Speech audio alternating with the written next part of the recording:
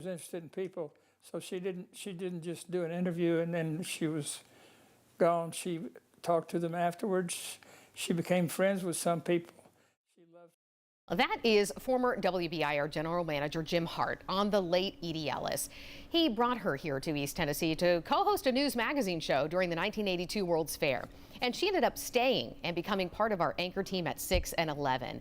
Edye became a beloved member of the Channel 10 family. We lost her yesterday, though, at the age of 81. Now, one of the people Edye became friends with is with us today, Elaine Irwin-Meyer, who met her through the Museum of Appalachia. Thanks so much for being here. Of course, it's a delight to talk about Edye.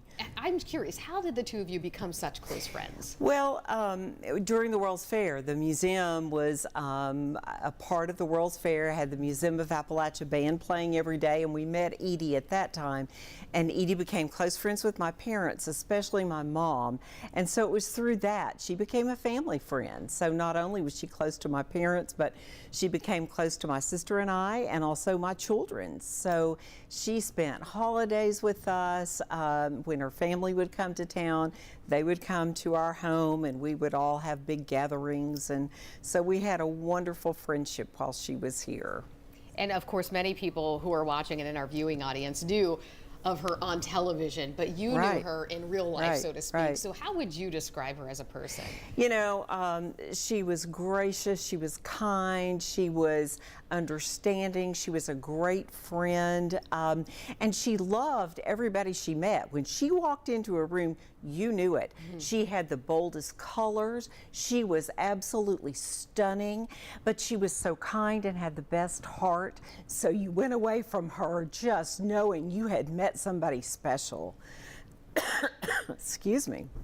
And you had a story that you wanted to share that you think exemplifies who she was. So Edye was wonderful. She was her love language was gift giving. So she was always giving gifts and she was wonderful. But I had an accident about 25 years ago, broke my neck and was in this horrible halo thing.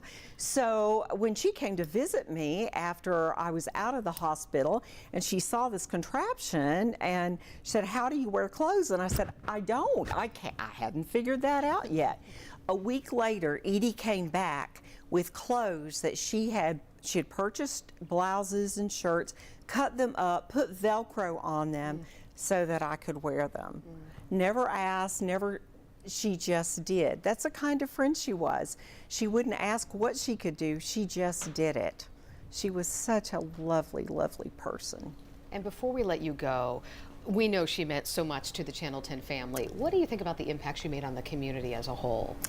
You know, the community adored her.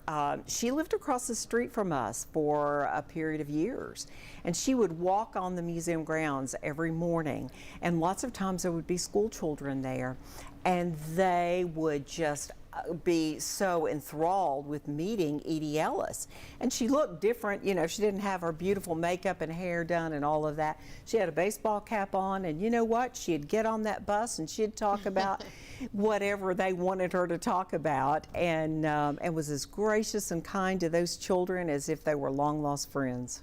Well, we so appreciate you sharing your memories and your thoughts with us today. Of course. Thank you so much. My pleasure.